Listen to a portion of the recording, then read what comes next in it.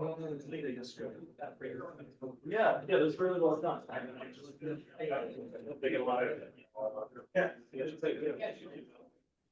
Have you read? Yeah. Yes.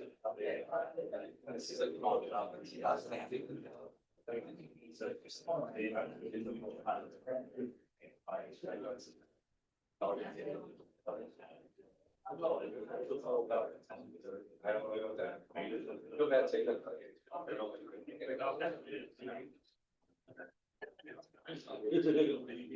All right, good morning. I'd like to call the March 5th TCC meeting to order. We do have a quorum, so we'll get started with introductions, and we'll start on the left side as always with Rich. Rich? Maloney, Town of Huntersville. Matt Kirkendall, City of Statesville. Andrew Golden, Town of Davidson. Sophie King, Town of Mooresville. Emily Hines, Village of Wesley Chapel. Bjorn Hanson, Union County. Todd Hunt, Singer, Indian Trail. James Kelly, Town of Waxhaw. Roger Castillo, NCDOT, TPD. Bryson Hester, City of Monroe. Andrew Ventresca, Town of Troutman. Garrett Johnson, CRTPO. Justin Carroll, Charlotte Department of Transportation. Candace Rory, Charlotte Planning. Dan Lever, Charlotte General Services. Brian Horton, Cats, MTC Rep. Diane Thomas, Mecklenburg County Public Health. Justin Russell, Town of Stallings. Aaron Tucker, Town of Cornelius. Sarah Poplin, Charlotte DOT. Megan Green, Mecklenburg County Air Quality. Sean Epperson, NCDOT, Division 10. Dana Stujenki, Town of Matthews. Okay, we'll go to the left, starting with Allison.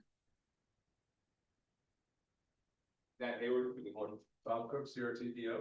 Olin Dalehousen, Pond and Company. Tim Brand, CRTPO. Yeah, just that's not a wet zone. Martin Kidman, CDOT, Metro One, Regional Mall. Vaughn Hanson, Benchmark. Erica Martin, City of Statesville. Neil Berg, CRTPO. Cody Davis, Kinley Horn. Elizabeth Richard, Henry Moore. Fred Frank, WSP. Brianna Timmons, WSP. Scott Miller, NCDOT. Harrison Gerard, NCDOT. Zach Gardner, NCDOT. Leah from NCDOT. Aaron Visual Iceland. Christine Gross, Union County. Theo Thompson, CRTPO. Jennifer Snyder, CRTPO. Darrell Leonard, CRTPO. First Bridge, CRTPO. Cotton Cobble. Jonathan Barnett, NCDOT, Division 12. All right, thank you. Do we have a motion to adopt today's agenda? So moved. Do we have a second? All in favor? Any opposed? All right, thank you. Next, we'll look at the consent agenda, which consists of the approval of the February 5th minutes, the 2026 or 2035 tip amendments, 2026 cart post self-certification, the election of a focus area representative alternate pedestrian position, which is Keith Sorensen with CATS, and then the section 5307 funding amendments from ICATS. Do we have an motion to approve the consent agenda? So moved. Second? All in favor? Any opposed? Right, motion passes. Okay, we do have two business items today. The first is the 2055 Metropolitan Transportation Plan. We are looking for an action to recommend the CRTPO board take the following action: make a conformity determination to find that the MTP plan is compliant with provisions of the Clean Air Act, and also to recommend that they adopt the MTP. With that, I'll give Neil and Merritt the floor to go ahead with the presentation. Good morning. So we're at the end of a very long road. I began giving these presentations almost 2 years ago on the 2055 MTP. So as Andrew stated, here we are before you all for action this morning. So a brief presentation today. I'll cover the steps we've taken to get this document to the final. Also cover the conformity determination. Merritt is going to provide an overview of the phase 3 public engagement, and then we'll close out with the action. So again, the final MTP consists of 9 chapters. Some of the changes between the draft and the final, we brought an acronym guide into the beginning of the MTP. Throughout the MTP, we made minor editorial edits. And then we added the phase 3 engagement narrative to chapter 2. Chapter 8, we added the transit performance measures that were adopted by the CRTPO board last month. So the air quality attainment status, the 2008 8-hour ozone standard was redesignated to maintenance in August of 2015. We are in attainment for the 2008 standard. The conformity requirements apply for the 20-year maintenance period. If the region does not exceed the 2008 ozone standard during the maintenance period, the region will no longer conduct conformity determination starting in 2035. So this applies to any MTP that we adopt or amend. Same thing with TIPS. So the conformity determination for the 2055 MTP fiscally constrained project list was conducted concurrently for Cabarrus Rowan MPO and Gaston Cleveland Lincoln MPO, and they have the same MTP schedule as we do. The outcome is that the conformity determination conforms to the purpose of the North Carolina State Implementation Plan. The anticipated emissions from the implementation of the 2055 MTP are in conformity with the 2008 8-hour ozone standard, and the draft conformity determination report is posted to the MTP website. The phase 3 engagement that we concluded last month was focused on both the draft MTP report as well as the conformity determination report. So with that, I'm going to turn it over to Merritt. He's going to give us a brief outcome and overview of the third phase of public engagement.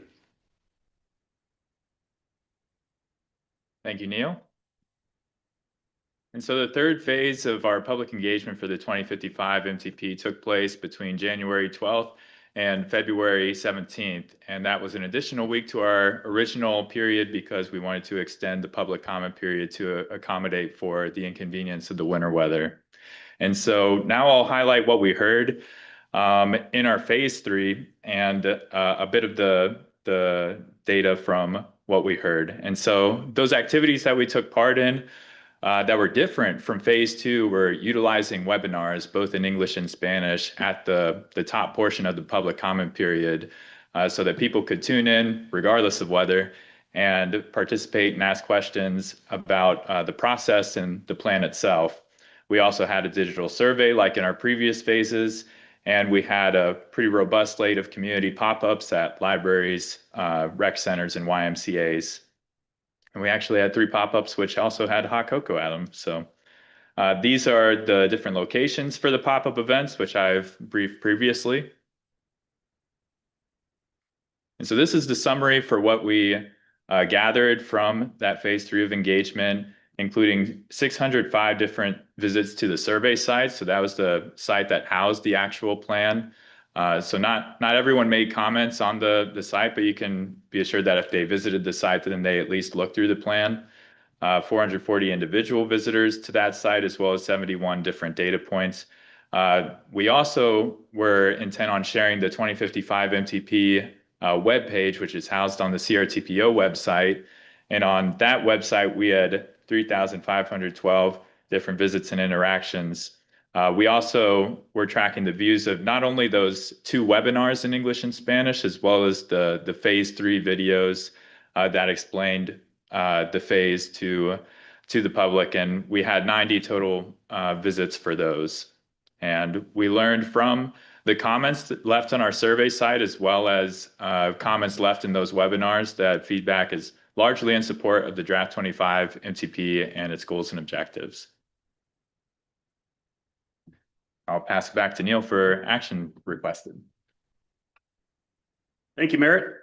We're to the last slide here, and it's basically the action requested before the TCC, again, to make a conformity determination to find that the 2055 MTP is in compliance with the provisions of the Clean Air Act, and the second part of that is to adopt the 2055 MTP.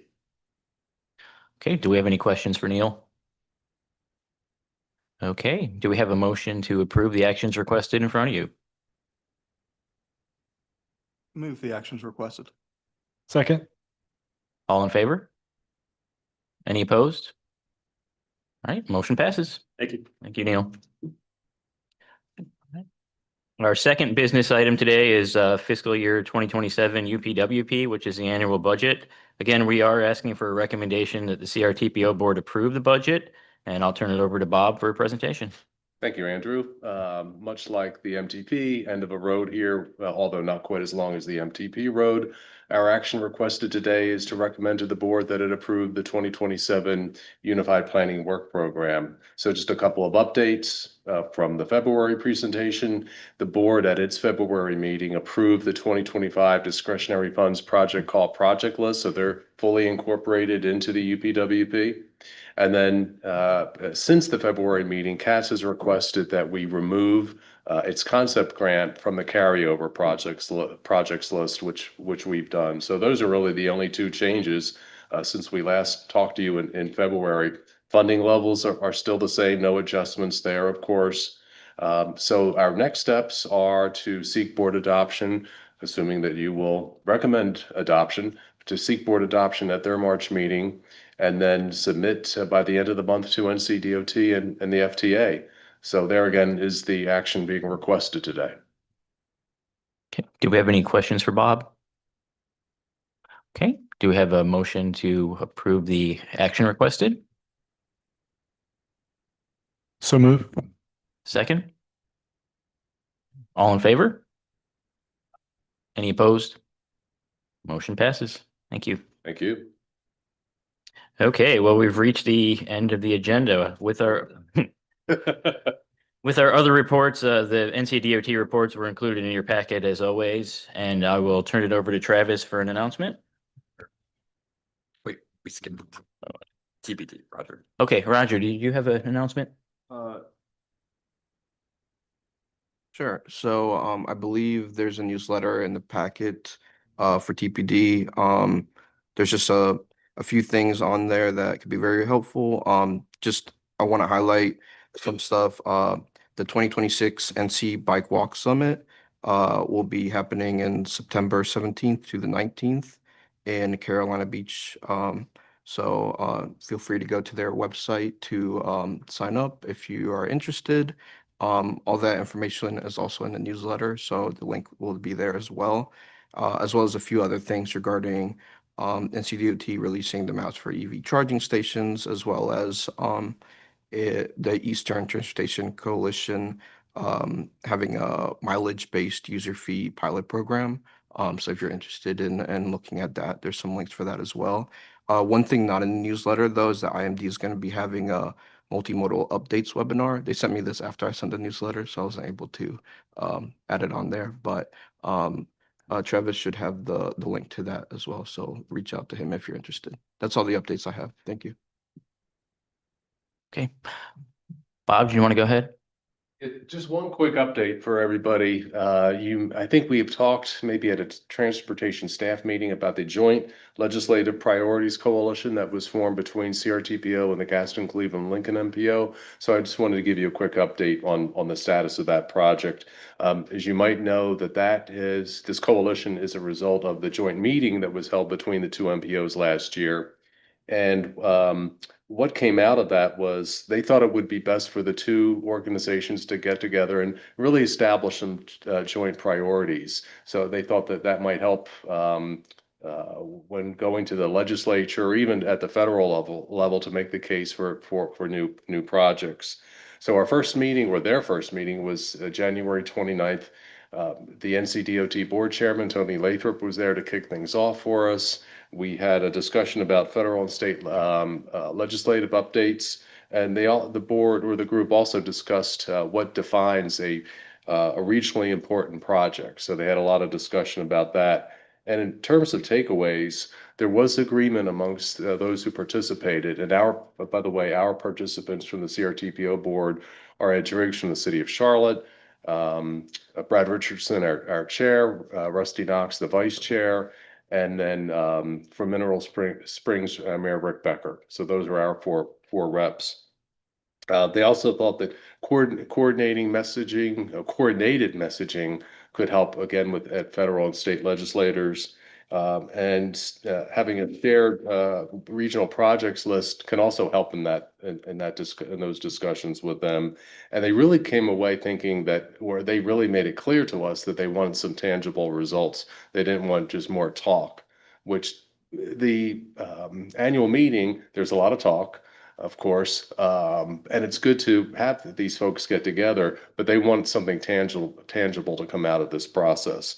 So our next meeting is on March 31st. We were supposed to be remote, but they had such good conversation around the room, and that was an in-person meeting, that they wanted to meet in person again. So that's happening on March 31st here at the CMGC. And Central Ina, Andy Grimsky in particular, is facilitating this process for us. So we'll keep you updated on what goes on and it comes out of the March meeting.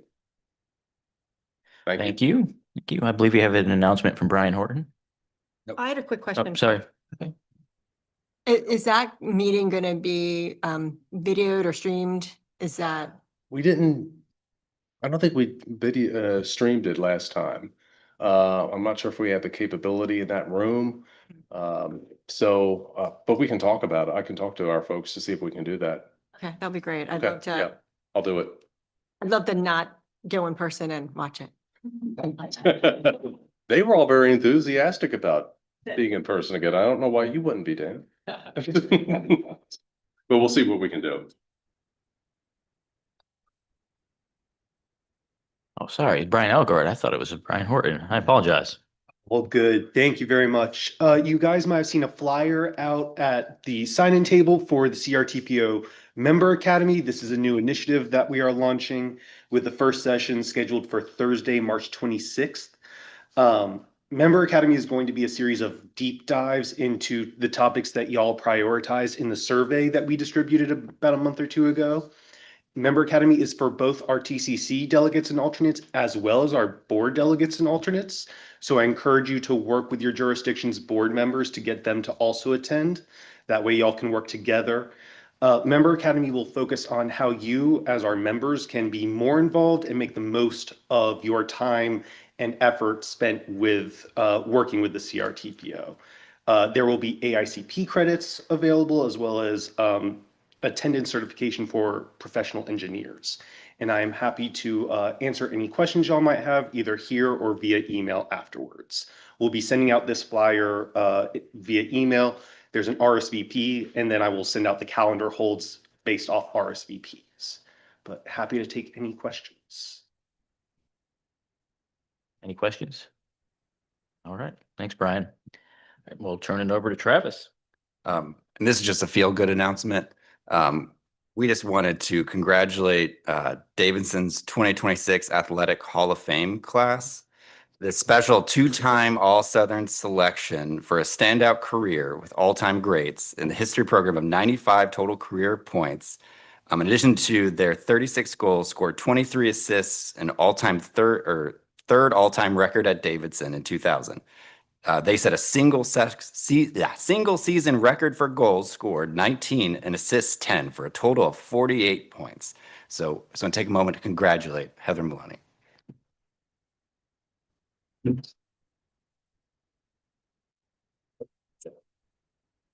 Well, I guess we will adjourn on a very positive note. Congratulations, Heather. We are adjourned.